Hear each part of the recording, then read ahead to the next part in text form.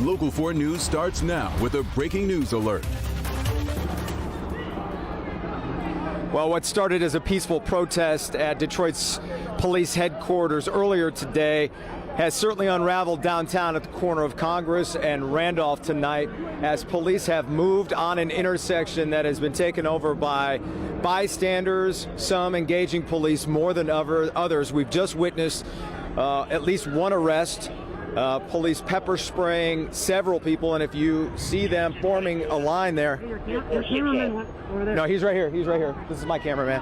A full line in their riot gear, and as police are trying to help us stay kind of behind their line while they move forward and try and move people. It has been less about making arrests and more about just kind of directing people in a direction and trying to get them to just leave the area. They've given them several warnings, and each time they move forward at the intersection here, and when they move forward, usually someone engages, someone throws something, but we are watching as this happens.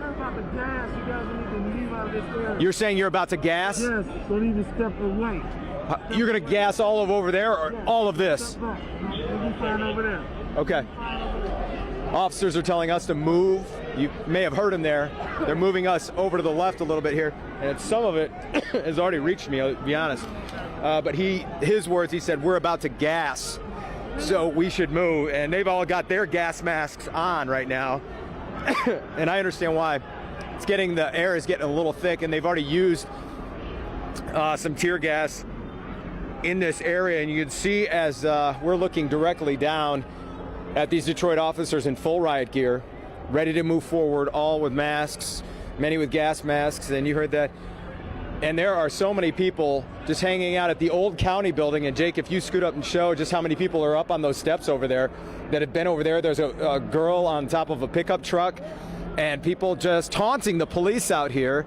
And they have given a lot of these people several warnings, and we're waiting to see. They're making another announcement now.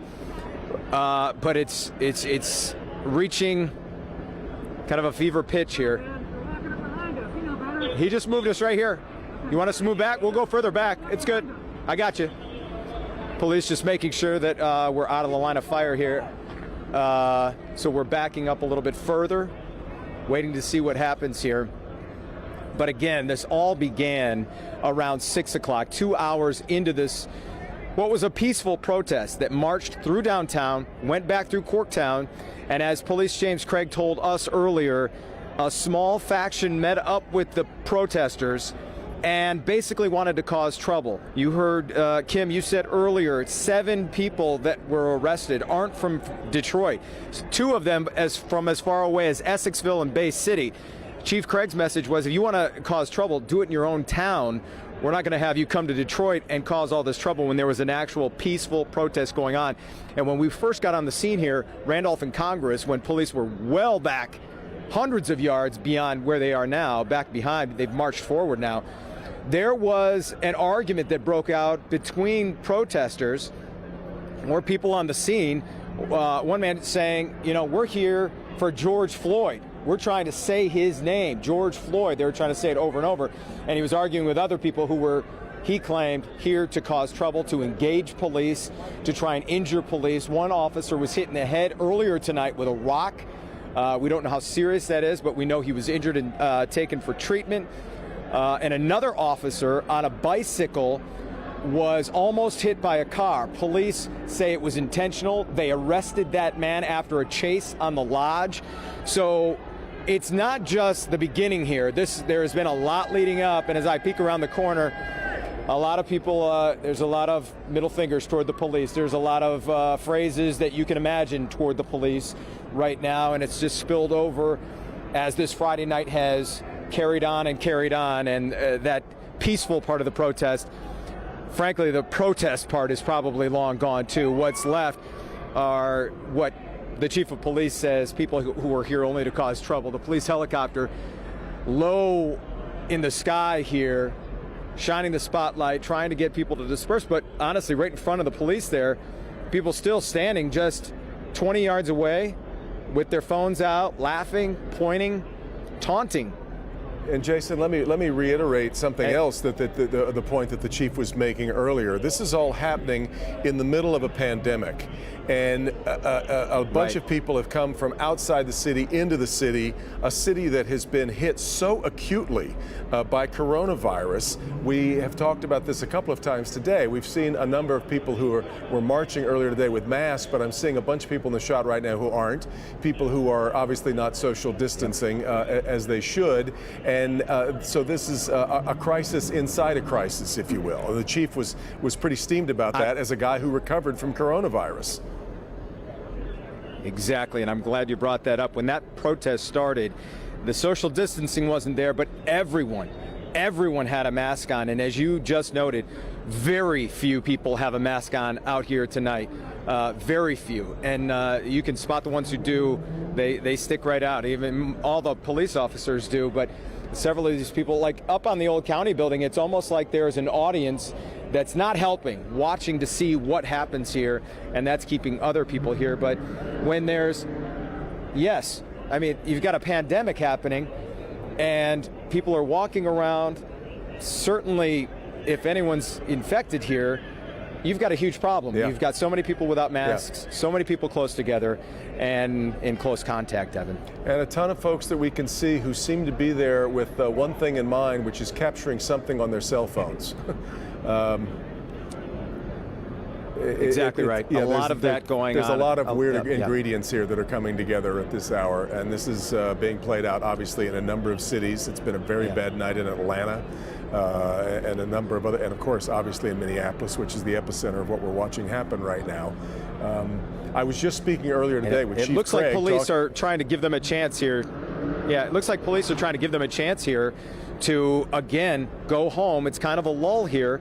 They aren't rushing into the crowd. They're waiting for something to happen. If there's aggression by the people here, police are taking action. But again, you see them standing still, making announcements, trying to give them the chance to go home. And that's what we're waiting to see if it happens now. I talked with Chief Craig earlier today, and he was talking about how hard they've worked on building relationships between the police officers and the citizens of Detroit.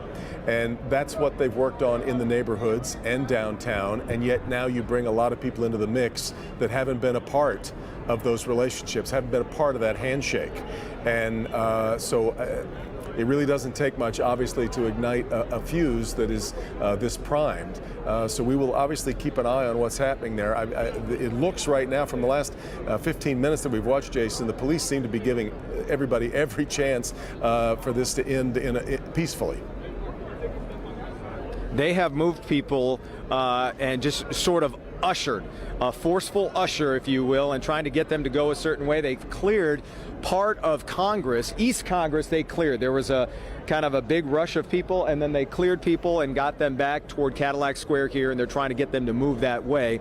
But also, like you said, regarding Chief Craig, of all the people I talked to today that were at the beginning of that protest, all of them said, you know, this isn't about Detroit police. We're here, yes, to protest police brutality on a national level about what happened to George Floyd. Sure. This has nothing to do with Detroit police. We're happy. Like you said, he's gone a long way to create a good relationship, a good community outreach, and he mentioned that a little bit tonight, and that has been true, and now he's very disheartened to see some outsiders come in and maybe stir up some trouble here. Yeah.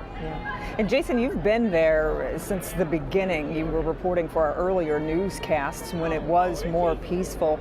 Are you able to tell, are these the same people that have been there since the beginning, or is this a different crowd? It is a different crowd. Yeah. This is definitely a different crowd than who started. It's an older crowd, by the way. There was a lot of kids at the protest, in 20s, early 30s at the most. And this is a bit of an older crowd, and I can't tell if it's people that came to downtown Detroit for whatever reason, just to hang out, but it's not the same people we saw marching. Although some of them did join late in this march, and they're the ones that kept it going.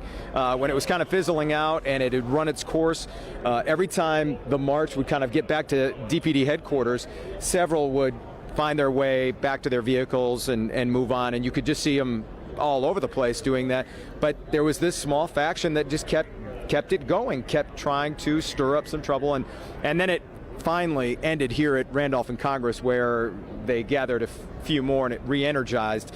And now it's a mix. It's an eclectic mix. You hear bangs. We don't know what that is. It doesn't appear to be police firing anything, but that's the second bang I've heard in about 30 seconds. But every time it happens, people are moving away. People are running away.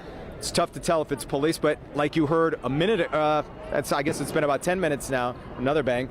An officer said, ushered us off to the side. I'm not sure if you can see that, Jason, but we're watching guessing. it looks like some tear gas being dispersed there. I see that cloud rising there beyond the police line. Yeah. Right in front of the old county building, right there. Yep. At the corner there. And there goes another one. Now they're starting to set off some. Yep, that's right in front of us, actually. Just for bearings, that's the old county building there. This is on the eastern edge of downtown, not too far from Greektown, sort of positioned between Greektown and Cadillac Square. Yep. And that's definitely tear gas. And it's, I think if they set off a few more of those, it's going to be tough for them to stay in this area. Keep yourself safe out there, Jason. Yeah, move on back, Jason. We're out of the way. And there goes another one. It's just the got caught in the drift there of the wind. And now people are hitting their horns too. So this could go a couple of different ways here in a few moments, guys. Yeah, let's take it back from you, Jason, and keep yourself safe out there. We'll continue to update the story as we can on clickondetroit.com, as well as on our newscast that starts tomorrow morning at 6 a.m. Yeah, let's take a quick break. We'll continue right here on Local 4 right after this.